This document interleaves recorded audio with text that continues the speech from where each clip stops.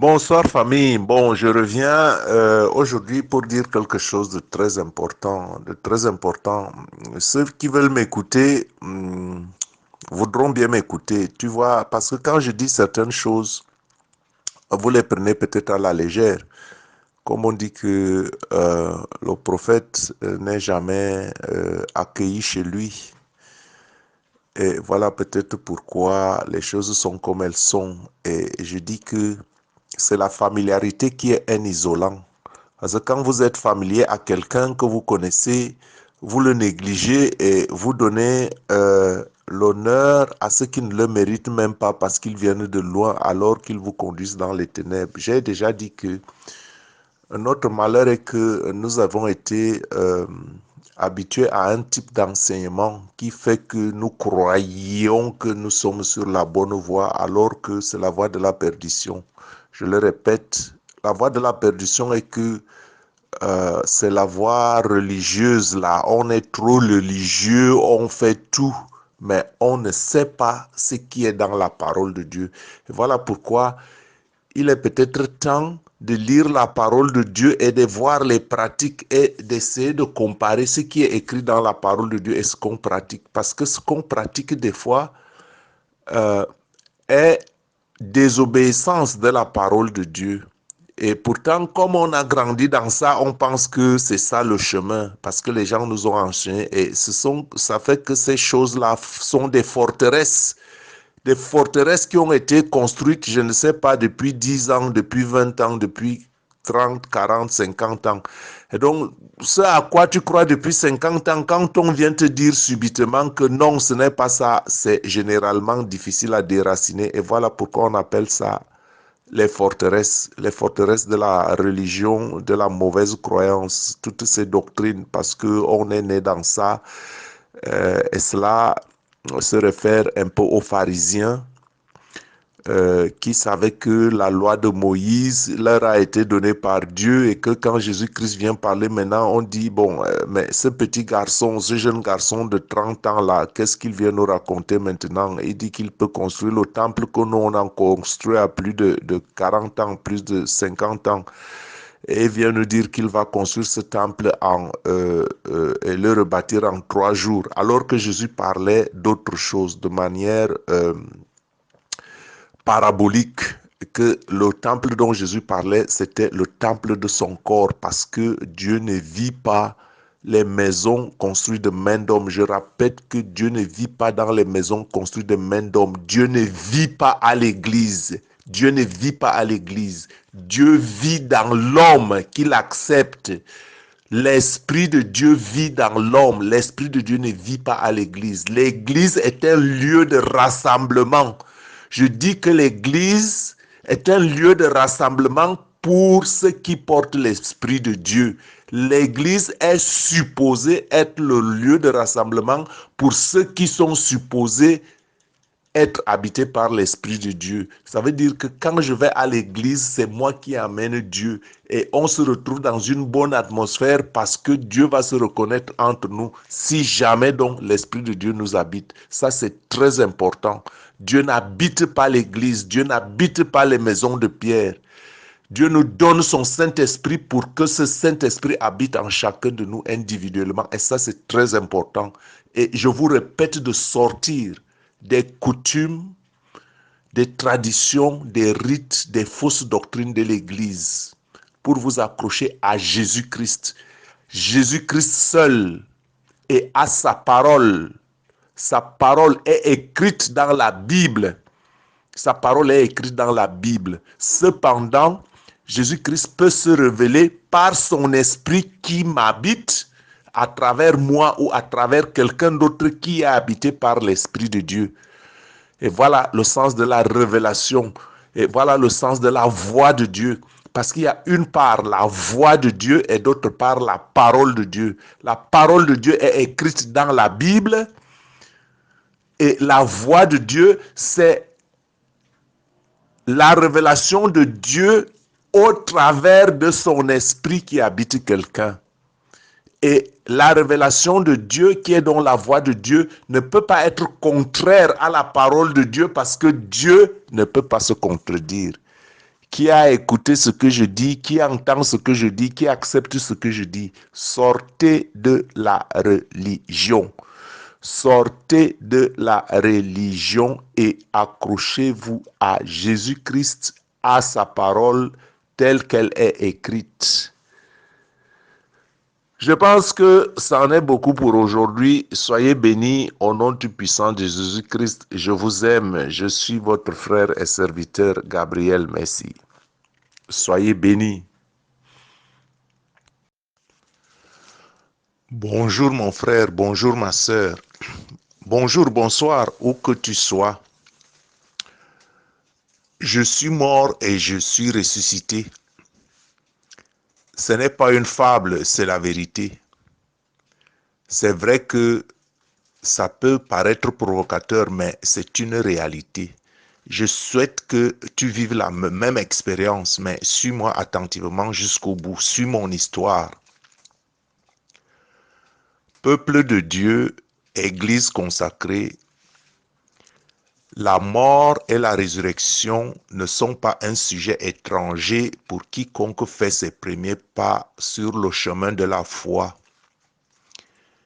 Il y a cependant foi et foi. Satan a aussi foi que son œuvre et ses mauvais desseins vaincront. Sinon, il se serait repenti depuis longtemps. Il ne se repentira pas. Je le sais, il ne se repentira jamais. Et pourtant, son œuvre ne dominera pas sur ceux qui auront mis leur foi en Jésus-Christ. Donc la vraie foi, c'est la foi en Jésus-Christ. La seule vraie foi, je le répète, c'est la foi en Jésus-Christ. Et la foi vient de ce que l'on entend. Ce que l'on entend vient de la parole de Dieu. Et Christ est la parole de Dieu qui s'est faite chair et qui a habité parmi nous. Et c'est Christ qui a donc dit, je bâtirai mon église et que les portes du séjour des morts ne prévaudront point sur elle.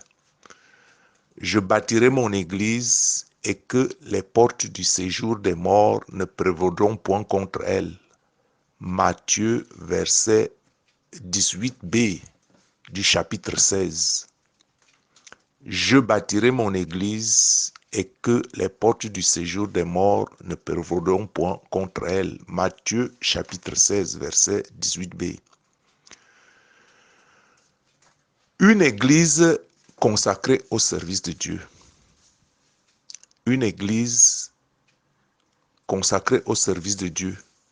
Une pierre, un roc sur lequel se brisera tout ce qui tombera sur elle. Une pierre sur laquelle se briseront tous ceux qui tomberont sur elle. Un roc qui écrasera tous ceux sur qui elle tombera. Mes frères, mes sœurs, un véritable enfant de Dieu né en Jésus-Christ par l'Esprit est un roc invincible et indéracinable. Jésus a dit en Jean au chapitre 6, verset 33, « Je vous ai dit ces choses afin que vous ayez la paix en moi. Vous aurez des tribulations dans le monde, mais prenez courage, j'ai vaincu le monde. » Je relis ce verset très important. Jésus a dit, je vous ai dit ces choses afin que vous ayez la paix, afin que vous ayez la paix. Vous aurez des tribulations dans le monde, mais prenez courage, j'ai vaincu le monde. Donc Jésus n'a pas dit que les tribulations enlèveraient notre paix. Ça, c'est très important à comprendre. Bon, les Écritures disent en Romains au chapitre 8, verset 14, « Car tous ceux qui sont conduits par l'Esprit de Dieu sont fils de Dieu. » Romains 8, verset 14, « Car tous ceux qui sont conduits par l'Esprit de Dieu sont fils de Dieu. » Est-il donc pensable que quelque chose puisse vaincre l'Esprit de Dieu qui est en vous? Parce que si Jésus-Christ dit qu'il nous donne la paix et que nous aurons les tribulations, Il n'est donc pas pensable de penser que quelque chose puisse vaincre l'Esprit de Dieu. Donc si nous avons les tribulations, nous aurons toujours la paix et nous serons toujours vainqueurs. Jean au chapitre 6, verset 33 dit que nous avons la paix en Jésus-Christ. Nous avons la paix en Jésus-Christ. Il y a les tribulations, mais tout de même, nous avons la paix en Jésus-Christ. Et vous voyez donc que cela dépend de nous. Dieu nous a donné son esprit, Dieu nous a donné sa parole, Dieu nous a donné sa paix. Mais est-ce que nous recevons cette paix? Dieu nous donne son esprit, Dieu nous donne sa paix, mais il y a les tribulations. Est-ce que nous avons donc la paix dans les tribulations? Et si nous avons la paix dans les tribulations, ça veut dire que l'Esprit de Dieu nous habite. Donc nous avons la paix en Jésus-Christ. Nous avons la paix en Jésus-Christ. Nous avons la paix en Jésus-Christ, comme il est écrit en Jean 16, 33. Je vous ai dit ces choses afin que vous ayez la paix en moi. Afin que vous ayez la paix en moi. Vous aurez des tribulations dans le monde, mais prenez courage, j'ai vaincu le monde. Donc, nous avons des tribulations, mais nous avons la victoire par Jésus. Nous avons la tribulation, mais nous avons la victoire par Jésus. Il n'y a pas de victoire sans combat. Voilà pourquoi nous avons des tribulations. Je dis qu'il n'y a pas de victoire sans combat. Voilà la source et l'origine de notre problème. Hein? Ce sont les épreuves de la foi d'une part, ce sont les attaques de l'ennemi d'autre part, et même aussi nos propres limitations et nos forteresses intérieures. Hein? Sont autant de choses qu'il faut vaincre. Je dis que Jésus-Christ nous donne la paix, Dieu nous donne son esprit, il y a les tribulations. Et donc, quand on parle de victoire et que nous avons la victoire en Jésus-Christ, ça veut dire que les problèmes et les épreuves sont déjà une chose nécessaire et cela peut être les épreuves de la foi, cela peut être les attaques de l'ennemi et cela peut être nos propres limitations et nos forteresses et nos entendements, notre entendement. Autant de choses donc il faut vaincre. Or, est-ce qu'on peut vaincre ces choses sans mourir? Par conséquent, la victoire est assurée. La victoire est assurée, mais nous devons vaincre les poches de résistance individuelles par Jésus-Christ. Si la victoire est assurée, ça veut dire que c'est Jésus-Christ qui nous donne la victoire. Et cette victoire, il l'a déjà acquise sur la croix. Et la victoire étant donc assurée, c'est à nous maintenant de nous saisir de cette victoire, de vaincre les poches de résistance intérieures. Et ces poches de résistance intérieures sont nos forteresses, les forteresses des faux enseignements. Hein? Nous croyons aux choses qui ne sont pas, que Jésus-Christ n'a jamais dites et qui ne sont pas dans la parole de Dieu. Il faut vaincre ces choses.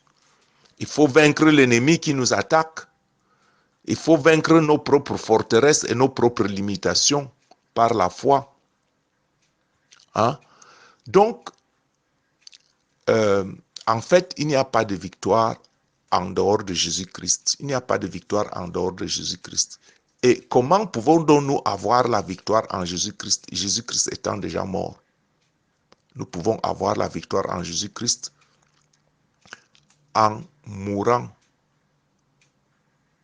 dans nos propres voies, en mourant de notre vie et en naissant par l'Esprit en Jésus-Christ.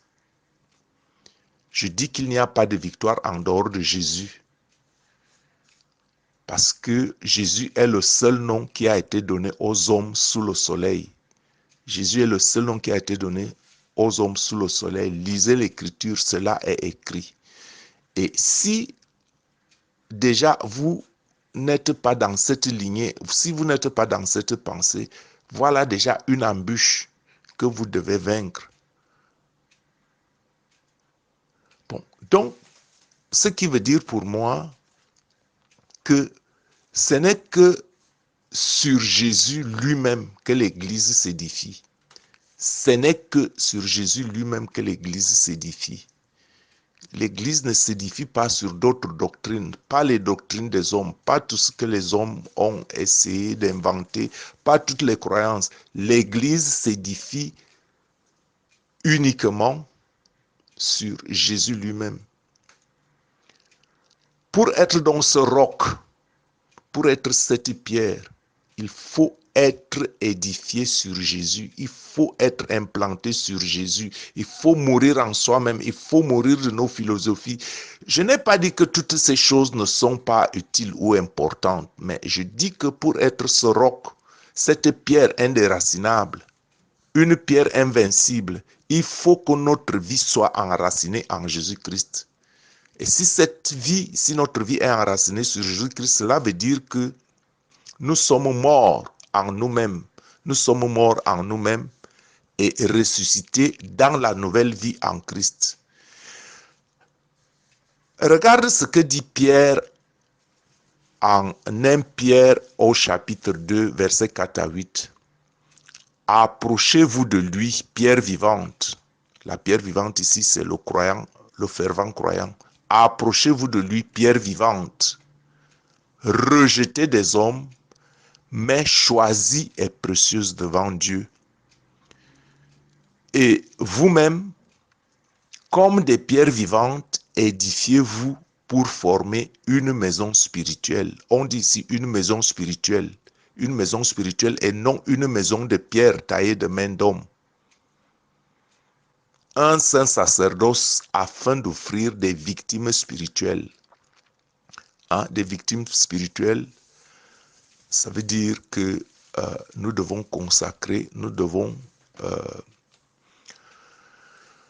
des victimes spirituelles seront ceux que nous aurons sacrifiés pour Dieu. Des victimes spirituelles, ceux que nous aurons sacrifiés pour Dieu, que ce soit une vie de renoncement, que ce soit une vie d'abnégation, que ce soit une vie de péché, une vie de péché, ce doit être des victimes spirituelles, des victimes des choses que nous combattons. Et ces choses-là deviennent des victimes parce que la victime, c'est quelque chose qu'on tue, ou bien qu'on combat. Donc, que ce soit une vie de renoncement, une vie d'abnégation, nous combattons notre propre vie, nous combattons donc une vie de péché. La vie de péché devient donc une victime spirituelle, mort dans le péché et mort dans l'addiction des choses du monde pour être donc ressuscité dans l'amour du bien et de la prière, choses donc qui sont par contre agréables à Jésus-Christ. Car il est écrit, voici, je mets en Sion une pierre angulaire, choisie, précieuse, et celui qui croit en elle ne sera point confus. Et Pierre continue donc dans ce texte que je lisais en disant, l'honneur est donc pour vous qui croyez, mais par les incrédules, la pierre qu'ont rejeté ceux qui bâtissaient est devenue la pierre de l'angle et une pierre d'achoppement et un rocher de scandale. Et ils s'y heurtent pour n'avoir pas cru à la parole. Et c'est à cela qu'ils sont destinés. Donc, mon frère, ma sœur, je n'ai pas oublié mon texte. J'ai intitulé ce texte, cette méditation, cette parole, je suis mort et je suis ressuscité. Par conséquent, donc, quand je lis tout ce texte, c'est pour te faire comprendre que notre vie est bâtie sur le modèle de la vie de Jésus. Et si notre vie est bâtie sur le modèle de la vie de Jésus, donc, je dois mourir dans le péché. Je suis donc mort dans le péché, enseveli dans la vie qui est en Jésus-Christ. Je meurs dans le péché et je suis enseveli dans la vie qui est en Jésus-Christ. Et voilà pourquoi je suis mort et ressuscité. Et si je suis mort et ressuscité, je vais donc personnifier la parole du Seigneur qui est écrite en Éphésiens au chapitre 2, versets 1 à 10. Je lis, je personnifie. J'étais mort par mes offenses et par mes péchés, dans lesquels je marchais autrefois, selon le train de vie de ce monde, selon le prince de la puissance de l'air, de l'esprit qui agit maintenant dans les fils de la rébellion. Nous tous aussi, nous étions de leur nombre, et nous vivions autrefois selon les convoitises de notre chair, accomplissant les volontés de la chair et de nos pensées, et nous étions par nature des enfants de colère, comme les autres. Mais Dieu qui est riche en miséricorde, à cause du grand amour dont il nous a aimés, nous qui étions morts par nos offenses, nous qui étions morts par nos offenses, nous qui étions morts par nos offenses, nous a rendus à la vie avec Christ. C'est par grâce que vous êtes sauvés. Il nous a ressuscités ensemble. Il nous a ressuscités ensemble. Il nous a ressuscités ensemble et nous a fait asseoir dans les lieux célestes en Jésus-Christ, afin de montrer dans les siècles à venir l'infinie richesse de sa grâce par sa bonté envers nous en Jésus-Christ. C'est par la grâce que vous êtes sauvés par le moyen de la foi. C'est par la grâce que vous êtes sauvés par le moyen de la foi. C'est par la grâce que vous êtes sauvés par le moyen de la foi. Et cela ne vient pas de vous. C'est le don de Dieu. Ce n'est point par les œuvres, afin que personne ne se glorifie, car nous sommes son ouvrage, ayant été créés en Jésus-Christ pour de bonnes œuvres, que Dieu a préparé d'avance afin que nous les pratiquions. Donc, mon frère, ma soeur, j'ai commencé ce texte par « je ». J'ai personnifié ce texte en disant « je ». Et je le termine par « nous ». Pourquoi? Parce que nous sommes l'église de Jésus-Christ. L'église est un corps et ne peut être fait d'un seul membre. C'est l'ensemble des membres qui forment le corps du Christ. Donc, Christ est la tête. Son église qu'il a fondée, l'église consacrée, l'église consacrée, l'église consacrée, la pierre, le roc sur lequel seront brisés ceux qui tomberont sur elle, la pierre qui écrasera ceux sur qui elle tombera. L'église du Christ n'est donc pas la cathédrale Notre-Dame de Yaoundé, encore moins la cathédrale Notre-Dame de Paris, ni l'église Sainte-Anne de Jérusalem. L'église n'est pas celle de tel ou tel autre pasteur, ni même l'église de Papa Wafo que j'aime bien. Papa Wafo, je t'aime bien, mon père, si tu m'écoutes. Tes prédications sont une source d'inspiration par votre zèle et par votre amour pour l'évangile qui pose les bases d'une église luxuriante, accomplissant le mandat de Dieu, le mandat de domination sur terre, selon Genèse, chapitre 17, verset 6. Je ferai de toi des nations et des rois sortiront de toi. Que Dieu te bénisse davantage. Donc, mon frère, ma soeur, je disais que le mot église vient du grec ecclésia, d'un verbe signifiant appeler, hors de.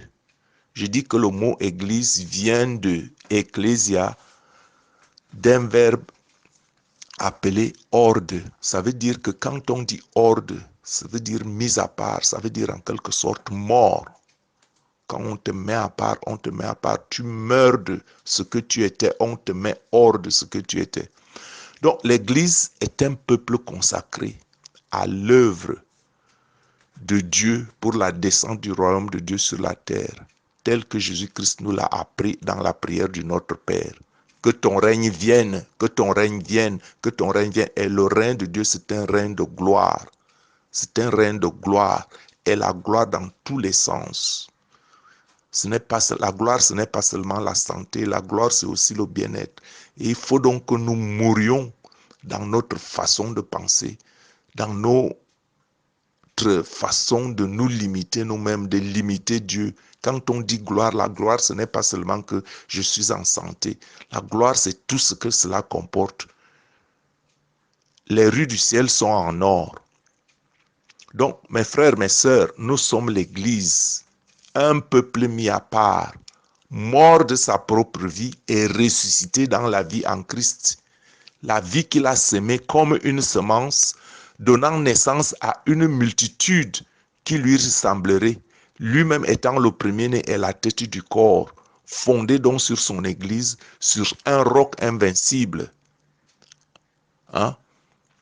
Encore appelé à vivre hors du monde hostile à Dieu.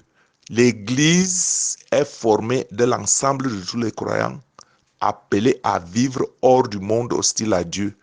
L'Église est formée de tous les hommes et femmes appelés à vivre hors de ce monde hostile à Dieu, des hommes et des femmes morts en eux-mêmes, ressuscités dans la vie en Jésus-Christ. C'est l'Église consacrée et elle est formée des hommes et des femmes appelés à vivre une vie qui honore Dieu, hors des mondes hostiles à Dieu, morts en soi-même pour vivre en Jésus-Christ, ressuscité en Jésus-Christ. Je prie que l'Esprit Saint me donne la grâce de mourir en moi-même afin de ressusciter par une vie nouvelle en Jésus-Christ, une vie dont le seul but est d'honorer Dieu. Je prie que l'Esprit Saint me donne la grâce de mourir en moi-même afin de ressusciter par une vie nouvelle en Jésus-Christ, une vie dont le seul but est d'honorer Dieu. Je prie pour que l'Esprit te donne la grâce de mourir en toi-même afin de ressusciter par une nouvelle vie en Jésus-Christ. Que ta vie honore Dieu, que le seul but de ta vie soit d'honorer Dieu. Je prie que Dieu nous donne la force de comprendre que nous sommes une église consacrée, encore unique, encore spirituel, encore glorieux, unis dans l'amour du Christ. Je suis votre frère et serviteur Gabriel Messi. Que Dieu vous bénisse, que Dieu te bénisse, que Dieu tourne sa face sur toi, que Dieu t'illumine, qu'il t'accorde de recevoir son Esprit Saint par une vie d'abnégation, une vie de renoncement, mourir en soi-même pour embrasser la vie de Jésus-Christ, ressusciter avec Jésus dans la parole de Dieu ici sur terre et tu verras ta vie prospérer. Amen.